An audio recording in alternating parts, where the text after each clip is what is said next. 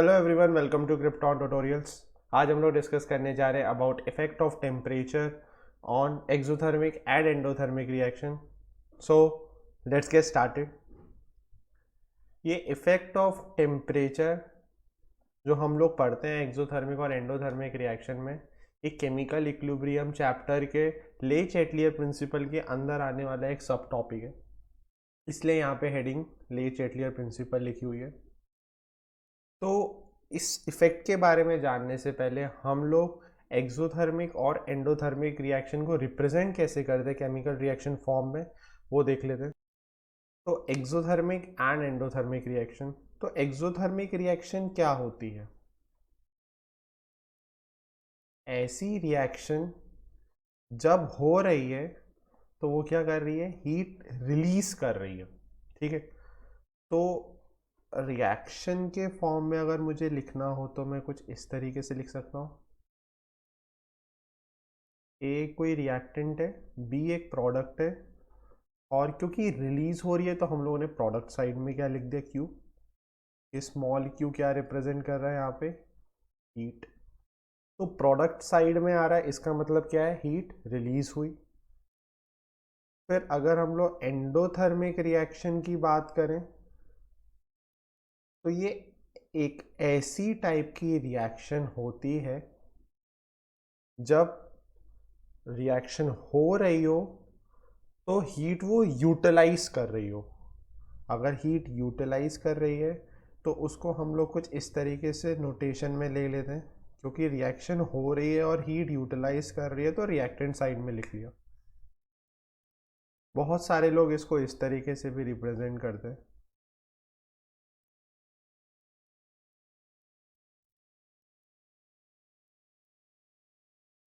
अब जब heat release होती है तो साइन कन्वेंशन के अकॉर्डिंग हम लोग क्या बोलते हैं कि हीट जब रिलीज हो रही है तो उसको डेल्टा एच क्या होगा, यहाँ पे नेगेटिव होगा। इस साइन कन्वेंशन के लिए हम लोग ऑलरेडी एक वीडियो बना चुके हैं, link is in the description below, तो आप वहाँ पे जाके देख सकते हो।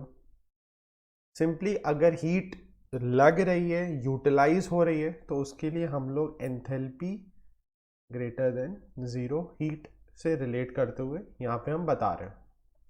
तो एक्सोथर्मिक रिएक्शन को कुछ इस तरीके से नोटेट किया, और डेल्टा एच का साइन लेस देन ज़ीरो है, मतलब ये वैल्यू नेगेटिव रहती है। और यहाँ पे क्योंकि ये यूटिलाइज कर रही है हीट एंडोथर्मिक रिएक्शन में, तो डेल्टा एच क्या आ रहा है, यहाँ पे पॉजिटिव आ रहा है। ठीक, फिर इससे अगर हम लोग को ये इफेक्ट ऑफ टेम्परेचर एक रिएक्शन के ऊपर देखना है तो एक एक्सप्रेशन का पता होना बहुत ज़्यादा ज़रूरी होता है। उस एक्सप्रेशन को या उस इक्वेशन को हम लोग वॉन हॉफ इक्वेशन बोलते हैं। ये इक्वेशन कुछ इस तरीके से हम लोग रिप्रेजेंट करते हैं, L N K two by K one बराबर होता है delta H upon R, one upon T one minus one upon T two. तो कुछ इस तरीके से हम लोग इस एक्सप्रेशन को रिप्रेजेंट करते हैं। यहाँ पे जो K2 होता है वो क्या होता है, equilibrium constant at temperature T2। K1 is basically equilibrium constant at temperature T1, and delta H, that is enthalpy of reaction। तो कुछ इस तरीके से यहाँ पे हम लोग देख रहे हैं। अगर ये चीज़ हमको समझ में आ गई तो अब हम लोग कैपेबल हैं इफेक्ट ऑफ टेम्परेचर एक्सोथर्मिक और एंडोथर्मिक रिएक्शन पे देखने के लिए। तो स्टार्ट कर रहे हैं।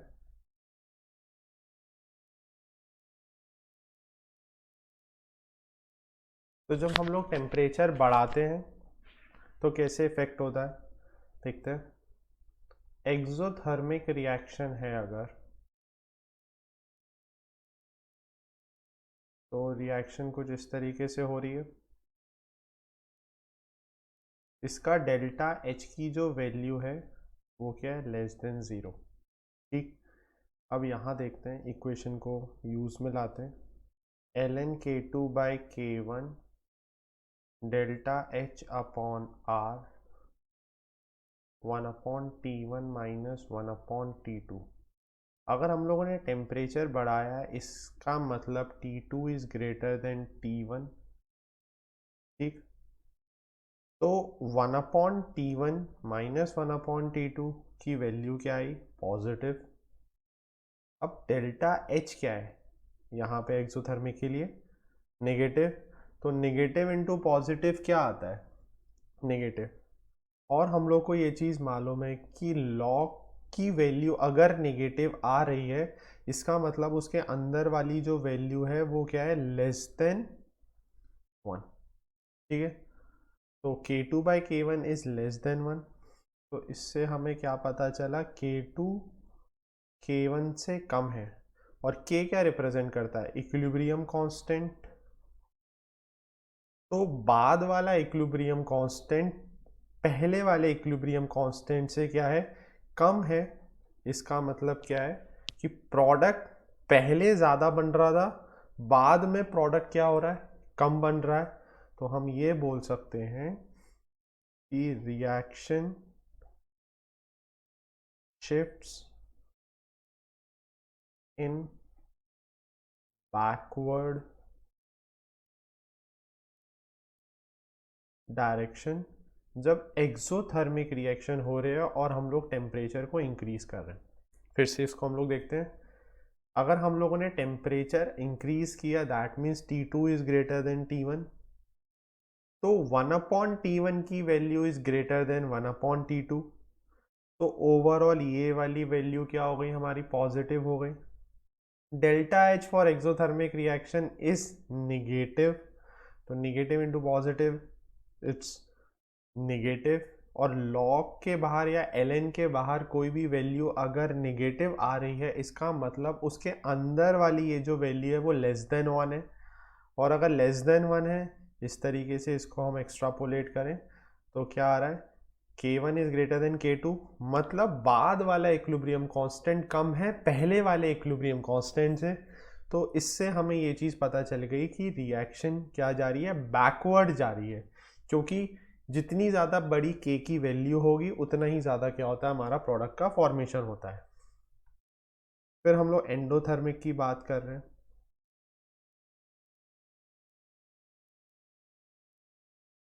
तो एंडोथर्मिक को अगर हम लोग यहाँ पे नोटिस करें तो कुछ इस तरीके से लिख सकते हैं। इसके लिए डेल्टा एच की वैल्यू क्या है, ग्रेटर देन ज़ीरो। अब टेम्परेचर क्या है, इसमें भी बढ़ाया ही है। अब इसी एक्सप्रेशन को देखना आप सारे जने, क्योंकि जब टेम्परेचर हम लोगों ने बढ़ाया तो 1/T2 की वैल्यू 1/T1 से कम होगी। तो ओवरऑल ये वाली वैल्यू क्या हो गई, पॉजिटिव हो गई। अब ये वाली वैल्यू पॉजिटिव है और डेल्टा एच तो पॉजिटिव होता ही होता है। तो पॉजिटिव इंटू पॉजिटिव, ओवरऑल पूरी वैल्यू क्या हो गई, पॉजिटिव हो गई। ln के बाहर अगर वैल्यू पॉजिटिव आ रही है, तो इसका मतलब उसके अंदर की भी जो वैल्यू है वो क्या होगी, ग्रेटर देन 1। तो इसमें हम लोग बोल सकते हैं k2 is greater than k1। तो इस एक्सप्रेशन से हम लोग को ये पता चला कि k2 ग्रेटर देन k1 है अगर, तो टेम्परेचर बढ़ाने पे रिएक्शन कहाँ गई, आगे गई। कौन सी, एंडोथर्मिक। क्यों, क्योंकि k की वैल्यू बढ़ी। k की वैल्यू बढ़ी मतलब प्रोडक्ट बढ़ा। तो हम क्या बोलेंगे, reaction shift in forward direction. क्या जी समझ में आई सभी को। इसी के साथ हम लोग आगे बढ़ रहे हैं। अब टेम्परेचर का हमने इफेक्ट तो देख लिया, कौन सा, इंक्रीज में। तो डिक्रीज में कैसे इफेक्ट हो रहा है टेम्परेचर, चलिए चेक करते हैं। अब अगर एक्सोथर्मिक रिएक्शन है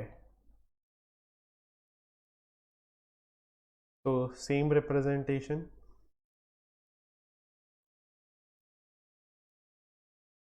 और डेल्टा एच की वैल्यू क्या होगी, less than zero. Quant of equation हमारी वैसी की वैसी ही रही। अब क्योंकि टेम्परेचर हम लोग ने बढ़ा दिया है तो इसका मतलब T1 की value is greater than T2 की वैल्यू। अगर T1 की वैल्यू T2 से ज़्यादा है तो इसका मतलब 1/T1 और 1/T2 में 1/T2 की वैल्यू ज़्यादा है। अगर 1/T2 की वैल्यू ज़्यादा है तो ओवरऑल ये वाला टर्म क्या हो गया हमारा, नेगेटिव हो गया।